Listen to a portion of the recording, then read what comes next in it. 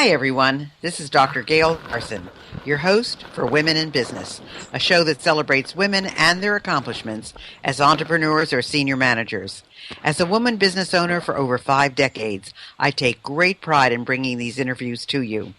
And we have a wonderful guest today, Laurie K. Davis. She's the executive director of TCI South Florida, which is the Commonwealth Institute.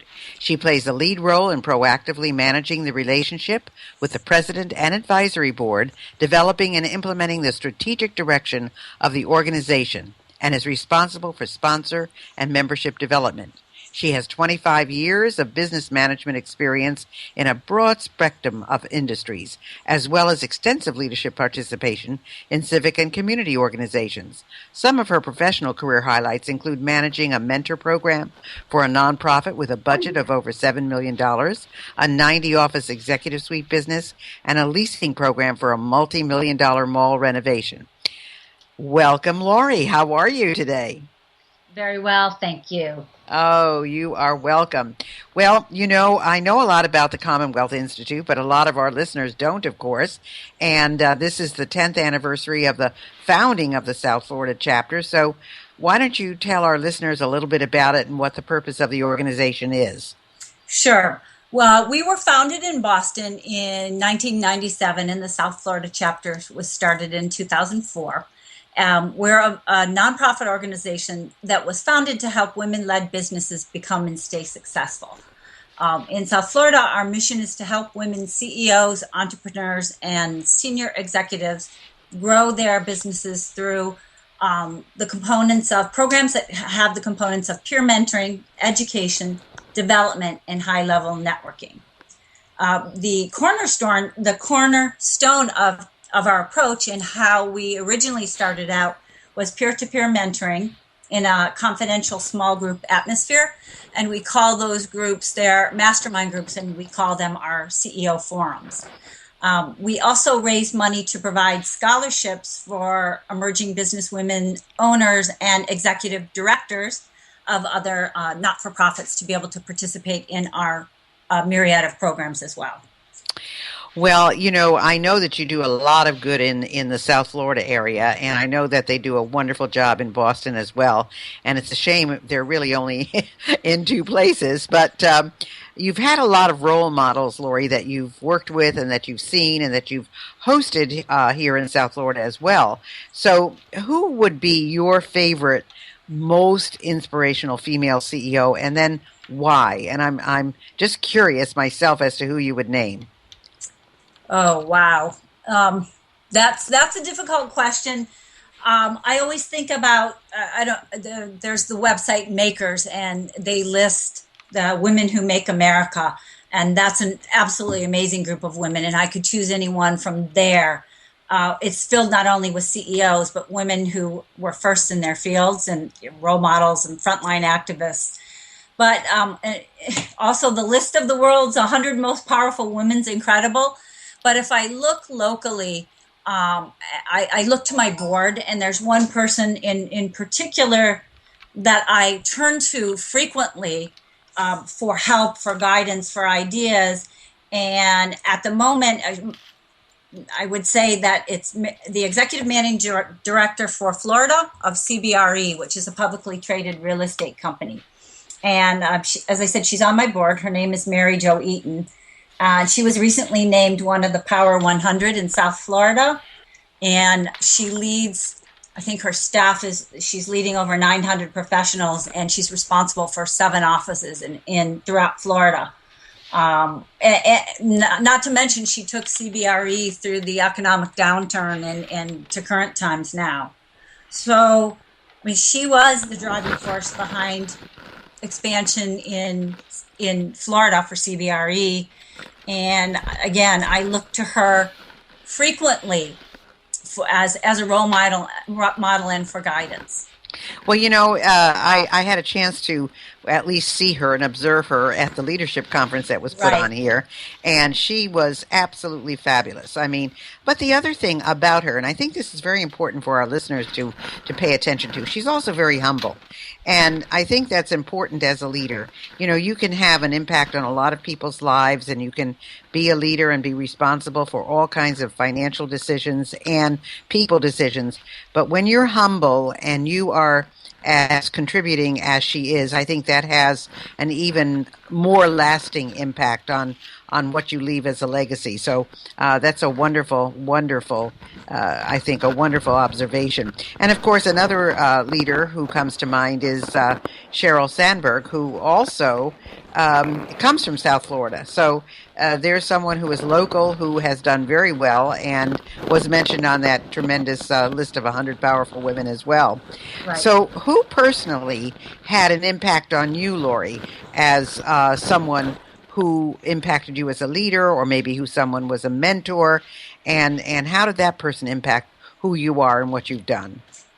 You know, it probably sounds a little trite, but I guess I would have to say my father. When I was in college, I interned. My father was with Federated Department Stores, and I sat in his office. I spent the summer there and listened to him with negotiations. He was the director of real estate, and then later became a VP of real estate for Kohl's department store, and just and he actually that turned me to my path of business for a college major. Just listening to him negotiate and sitting in on some of the meetings with him, I think that I was originally political science, and it was really with just having him available to me that made me change directions. I also look to him as a role model because in some tough times in our life as a young person, he always made certain that everything he did, he actually left one of his positions because they had asked him to do something questionable. And it was an economic situation for us, a downturn, but he's absolutely always taught me, you do what's ethical, you stay on the path, and you've always got to do what's right more beyond anything else, and that everything else will come together. Well, that's a wonderful philosophy, and don't we wish that more business owners and business people had that as their mantra? But it's interesting you say that, because when people say who was my mentor, and of course I went into business at a time where there weren't a lot of women who were in business as well, I always say my mom, because just how I was raised and what she instilled in me and how she viewed life and how she made us deal with things was a big impact on my life as well. So I can see why your dad was a big one. Well, let me ask you what you certainly have observed enough of women coming through Commonwealth and seeing what they do and who they are. So what are some of the challenges that women are still facing when they take on a C-suite position?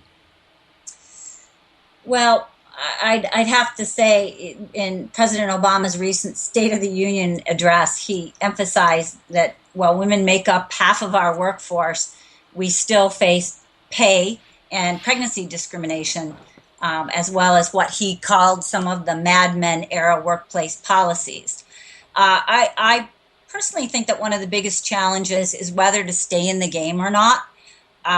Women typically leave because of push or pull factors.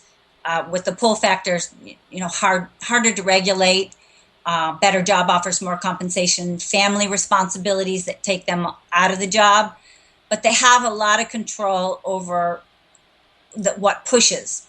A culture that doesn't respect them, incivility in the workplace, perceived discrimination, unfairness, personal health issues, excessive workload, and I think those things are still there. Not in all corporations. I think that America is doing a lot better job, but you still got those issues.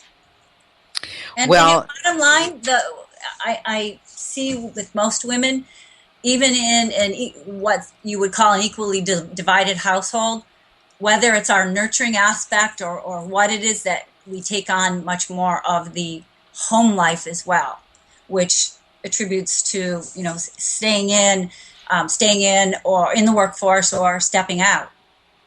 Well, this is true, and of course, and that goes back to when I talk to women. I say I understand their feelings, but again, they need to accept that responsibility themselves. In other words, if they if they say to their spouse or their partner, this is a shared game. If we're going to have a family, this is what we have to do, and there's agreement there. That's a whole different viewpoint. It's like, you have to establish the ground rules as well. So if you were giving tips to these women or those that are hoping to get to that C-suite position, what would you tell them? Well, I guess my top my top three would be read. And that's kind of why I started a program called Business Books and Coffee, that you need to stay updated and relevant. Find a mentor or a sponsor or both. With Read, I want to just step back. It's at least one business book a month. There was an interesting statistic on the Department of Labor about businesses, not just women, but business people who read one or more business book a year, and that their businesses are 200. I think the number was 236% more successful. I don't have that in front of me. And then my third favorite would be a part of social media. It is changing the way that business is conducted, and I sometimes I'm afraid of, well, what do you mean hashtags? But I'm forging forward, and I'm learning and all about, the methods and what different social media is important to use. And I think that that's important for somebody to stay on the forefront and remain relevant. Well, those are good tips. And I think that if more and more women, keep their face going forward and really accept the fact that there are going to be challenges. I mean, it's not going to be easy, but that's what makes it all worth it when you get there. And I do think that, finding the right partner really makes a big difference as well. But you also are so active with Commonwealth, and I know Commonwealth itself is preparing our next generation of C-suite positions. So how is Commonwealth helping that? Because I think you've started a new program. Yeah, we actually started this past year 3 new programs. The first being, it's a precursor to the CEO Forum, and it's the Emerging Businesswoman Forum. And that's the emerging woman that needs a little more structure in her mastermind group. So that's now a 10-month program. And then the big program, but that's for a small group. That's a group of 8 to 10 women. The Strategies for Success it's a leadership development program. And basically it's for 25 to 30 women. And they are in 4 all-day seminars spread over 3 months. And they are, they're walked through every aspect of leadership development, including doing the EQ 360 assessments. So those are 2 of the 3 new programs. And then the third that we added, not so much working with the emerging leader, but really working with the nonprofits to help them build their capacity, is setting up a forum specifically for nonprofits, which Dr. Gail Carson is our wonderful volunteer facilitator for that great group of women. Yeah, I was talking about that with another guest on who we have in the forum and how important it is. So if someone wanted to become a member of Commonwealth Institute, do they have to be a CEO or a leader or a business owner? No, we actually, because we are focusing on the emerging woman. Basically, we've got a couple of different membership categories, and our general membership, and if you look at us like a pyramid, at the base is your general membership, and we're not working with startups because we feel that there are plenty of, the universities down here that do all of that. But we start with the women who might have 5 to 7 years of managerial experience and might be supervising a staff of at least 1. And then the next level, I mentioned the Accelerated Growth Business Forum, if you're going on up the pyramid. And then they would move into the CEO